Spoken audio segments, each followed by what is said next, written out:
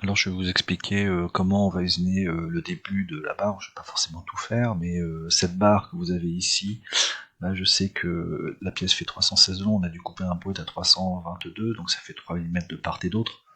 Donc je placerai mon repère sur ce point-là et je vais le décaler en fait de 322 divisé par 2 et la pièce faisant 30 mm, je décalerai de 15.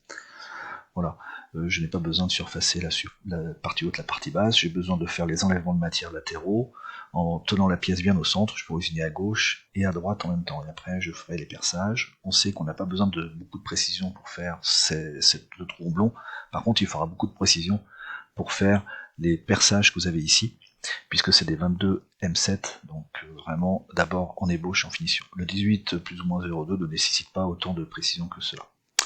Voilà, donc j'ai ouvert ma pièce sur NX. N'oubliez pas que vous travaillez toujours donc dans un répertoire, et dans ce répertoire-là, vous avez le fichier bar, d'accord. Donc là, j'ai pas créé de phase 10 parce que je vais le faire en une seule fois, mais si vous aviez plusieurs phases, il faudrait créer un répertoire phase 10, un autre répertoire phase 20, remettre les fichiers à l'intérieur. Donc c'est parti. D'abord, je passe en mode fraisage. Je vais donc, je vais tout développer. Repère. Le repère, je sais que l'axe Z doit être vertical, donc je vous ai dit, je vais récupérer le centre de cette partie-là. L'axe Z doit être vertical, donc je le mets par rapport à cylindre, je le change d'orientation. L'axe X doit être parallèle à cette droite-là. D'accord. Voilà, maintenant que je suis positionné comme il faut, je vais me décaler donc de X, je vais me décaler de 322 divisé par 2. Et je mets un signe moins pour aller dans ce sens-là. En Y, je me décale de 15. Voilà, donc là je suis comme il faut sur le brut. Le brut que je vais maintenant créer. Donc je lui dis que j'usine la pièce barre. Voilà. Et automatiquement il me crée un bloc de matière qui est le brut. Et le brut, je dois le décaler de 3 mm à gauche et 3 mm à droite. Donc c'est XM-, XM+, 3 mm à chaque fois. Voilà. Et si vous regardez, je suis bien, mon origine est bien pile sur le coin du brut. Voilà, donc c'est terminé. Maintenant, on va lancer les usinages. Donc là, globalement, je vais utiliser de l'assistant. Je vais faire un détourage intérieur-extérieur. Je vais choisir la fraise de 12 pour l'instant. Je vais faire du fraisage en finition. Et je vais mettre en place mes conditions de coupe, donc tous les 2 mm. Les conditions de coupe, c'est ici, vous avez 100. Là, c'est 0.06. Voilà. À vérifier avec les conditions de coupe de votre poly. Une fois que c'est fait, je pourrai générer et il va essayer de tout me faire. Donc je vais pas le faire puisque là je veux pas forcément tout faire. Je vais d'abord faire cette partie-là en fait directement. Donc je vais faire suivant, terminer. Et donc là je vais aller directement sur ce que je lui ai demandé de travailler, l'opération, et je vais lui dire non, je te laisse pas tout faire, je t'impose, je veux que tu travailles sur ces faces-là et toutes les faces qui sont tangentes. Donc il fait toutes les faces là. Et la face du fond. Donc cette face-là, toutes les faces tangentes, et la face du fond. Voilà, je fais OK. Et donc maintenant, je génère, et il va m'usiner que ce qu'on a ici. Voilà. Une fois que j'ai fait ça, eh bien je vais vouloir faire la même chose en ébauche, sur cette partie-là. Donc je vais faire un copier-coller. Voilà.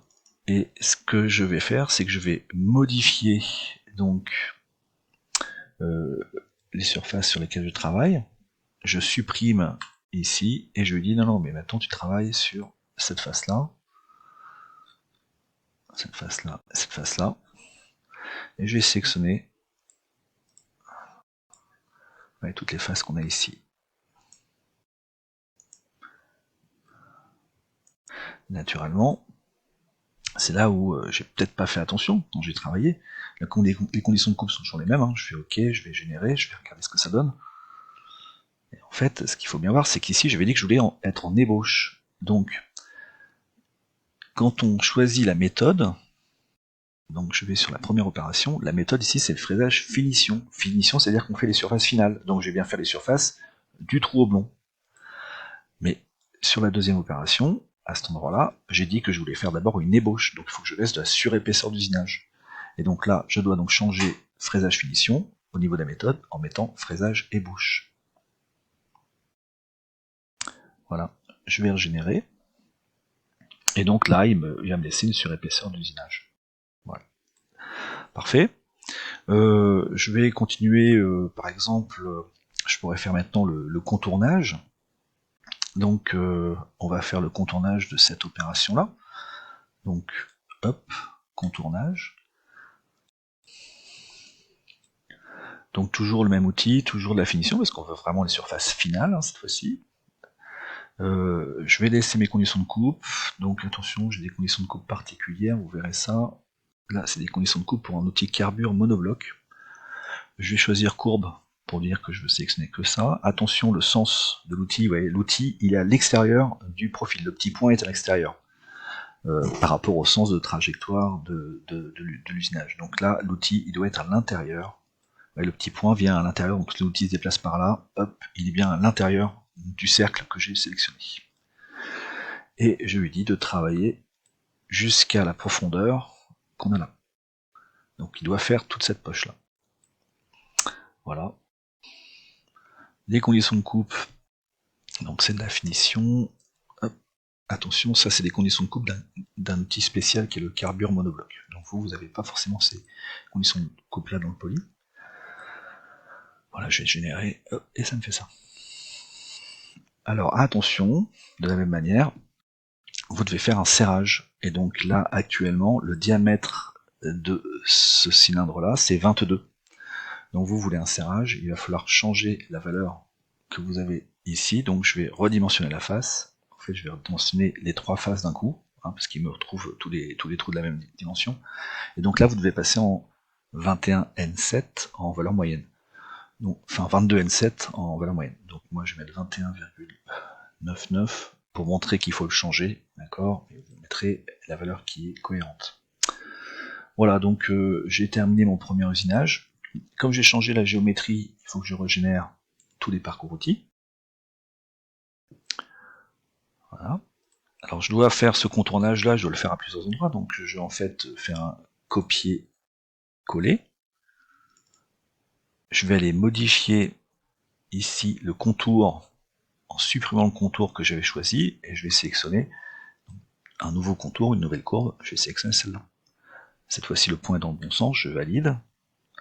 Je vais pouvoir générer, d'accord, tout va bien, et puis je vais refaire une copie, copier, coller, je double-clique, je lui demande de changer le contour, le fond étant toujours le même, il n'y a pas de problème, donc je sélectionne ici le bouton, et je vais ici lui demander d'aller faire cette courbe-là.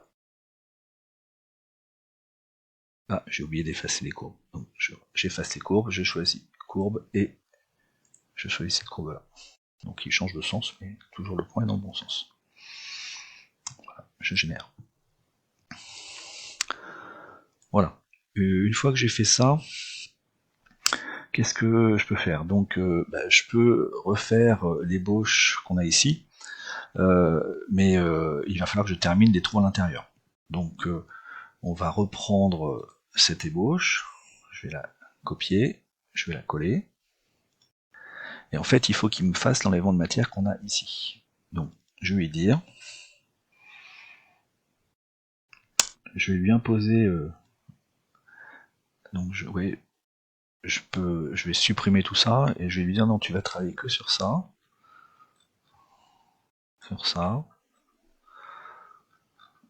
et sur ça, voilà. Ça doit être du travail en finition, donc on doit être en finition. Voilà, et là je vais générer mes usinages. Alors maintenant, il va falloir qu'on finalise un tout petit peu tout ça, parce qu'il y a quelque chose qu'il faut gérer, c'est qu'en fait, est-ce que là, vous êtes sûr qu'il va usiner, si jamais la pièce est un petit peu trop longue, il risque de pas aller assez bas. Donc moi, ce que je vous conseille de faire, c'est ici, au niveau de cette ébauche pièce, je vais dire, non, il faut, je vais être sûr que ça traverse, donc je vais aller dans les niveaux de coupe, et je vais dire, bah, tu dois descendre 1 millimètre de plus. Donc, oui, je passe en millimètres, et je lui dis, mets-moi 1 millimètre de plus, je veux que je sois sûr que ton usinage descende 1 millimètre de plus, pour être sûr que ça soit traversant. Si jamais il y a un petit défaut de dimension de brute, des choses comme ça. Voilà, donc là c'est bon. Et de la même manière, donc cette ébauche-là, il n'y a pas besoin de le faire, mais pour celle-là, pareil, hein, vous traversez et vous vous arrêtez pile à la limite. Ouais, donc je vais lui dire, non, non, là, il faudrait que tu ailles un tout petit peu plus profond pour être sûr de traverser la pièce, tout simplement. Donc de la même manière, je passe en millimètres et je lui dis, va 1 millimètre plus bas que ce que tu avais prévu de faire. Naturellement, n'oubliez pas de régénérer. Voilà, une fois qu'on a terminé ça, eh bien, il va falloir faire le latéral. Donc le latéral, c'est les arrondis qu'on a ici. Donc, et ben, pour faire ce latéral, je vais toujours faire une ébauche pièce, mais cette fois-ci, je vais utiliser un outil, par exemple une fraise de diamètre 16. Donc en finition, donc on met des conditions de coupe. Alors pareil, à vérifier les conditions de coupe de votre outil.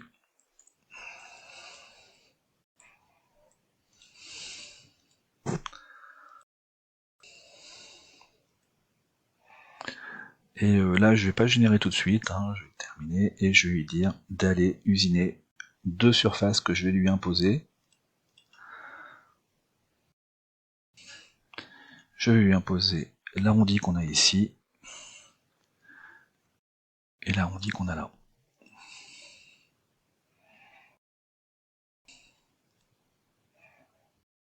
Voilà, et la pièce est terminée. Il faut être sûr que naturellement on n'avait pas touché le porte-pièce. Toujours le même problème, je vais être sûr que ça dépasse un petit peu en dessous, donc je vais lui mettre... je me suis trompé, c'est pas ce bouton-là, c'est celui-là. Je vais lui dire, va un tout petit peu plus bas. Donc, va 1 mm en dessous, pour être sûr que c'est un petit défaut de dimension de brute, ça soit propre. Voilà, il vous reste après à faire les perçages. Donc vous avez deux perçages à faire, ici, c'est des outils avec des opérations. Donc toujours en mode mille plein GCP, vous avez le pointage à faire, et puis après les perçages avec les différents outils qui correspondent.